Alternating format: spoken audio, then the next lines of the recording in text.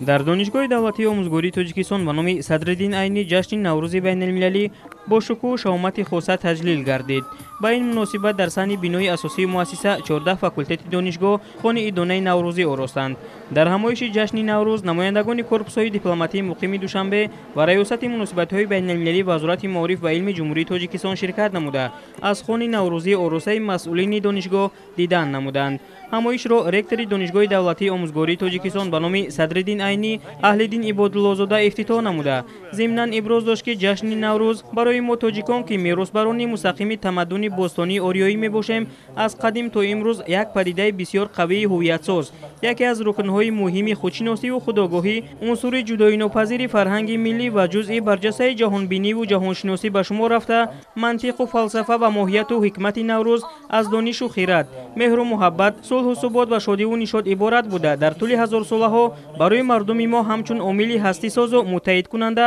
хизмат карда ба қалби хурду бузург суруру шодӣ мебахшад. тамоми афроди ҷомеаро сарҷамъ месозад ва кулли мардумро ба дӯстиву самимият ва меҳру муҳаббати инсонӣ нисбат ба ҳамдигар ҳидоят мекунад. зимни суханронии хеш меҳмонон низ ба ифтихори ҷашни Наврӯз кулли мардуми шарифи Тоҷикистон ва инчунин ҳамаи мардумоне, ки аз ин ҷашни миллии Тоҷикистон ифтихор доранд, таҳният гуфтанд. дар маросими идона ба муносибати таҷлили ин ҷашни бостонӣ, роҳбарияти ин муассисаи олии таълимӣ омӯзгорону собиқадорони донишгоҳро бо ифтихорномаҳо нишони сарисинагии аълочии Маориф ва илми Ҷумҳурии Тоҷикистон қадрдонӣ намуданд. бояд гуфт, ки Наврӯз барои мардуми мо чун рамзи бедории табиат, шукуфоиву рамзи ҷавонии оламу одам шинохта шуда, пирӯзии нур бар торикӣ, гармӣ бар сардӣ, хубӣ бар бадӣ ва ҷавонӣ ба пирӣ мебошад. сипас дастаи ҳунарии чеҳранамои донишгоҳи давлатии омӯзгории Тоҷикистон ба номи Садриддин Айнӣ бо таҳияи барномаи рангини фарҳангии иборат аз шеъру сурудҳои дилнишин ба қалби иштирокдорони ин ҳамоиш фараҳу шодӣ бахшида, меҳру муҳаббати ин ҷашни аҷдодиро